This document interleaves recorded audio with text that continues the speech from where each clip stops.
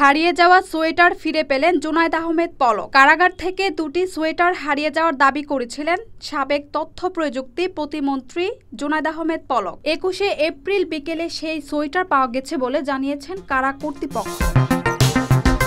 Kashimpur high security কারাগারের জ্যেষ্ঠ তত্ত্বাবধায়ক বিষয়টি নিশ্চিত করেছেন। তিনি গতকাল গণমাধ্যমকে বলেন, কারাগার থেকে জুনায়েদ আহমেদ পলকের সোয়েটার হারিয়ে যাওয়ার তথ্য জানার পর তিনি তার কর্মকর্তাদের বিষয়টি অনুসন্ধানের দায়িত্ব দেন। পরে খোঁজ খবর নিয়ে জানা যায়, পলকের সোয়েটার সহ শীতের কাপড় কারাগারের স্টোর রুমে জমা আছে। তিনি আরও জানান, কারাগারে থাকা বেশ কিছু জামাকাপড়ও পাওয়া গেছে।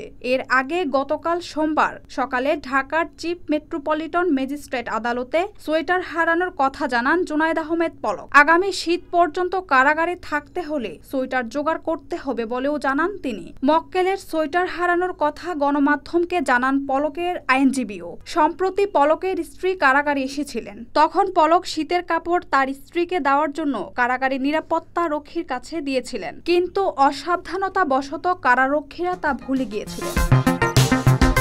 আদালতে সোয়েটার হারিয়ে যাওয়ার অভিযোগ তোলার পর কারা তত্ত্বাবধায়ক আব্দুল্লাহ আল মামুন বলেছিলেন, আলোচনায় থাকার জন্য জুনায়েদ আহমেদ পলক উদ্ভট সব দাবি করে থাকেন। এই সোয়েটার হারিয়ে যাওয়ার তথ্য এমন একটি উদ্ভট দাবি। কারাগার থেকে কোনো বন্দির জিনিসপত্র হারানোর সুযোগ নেই।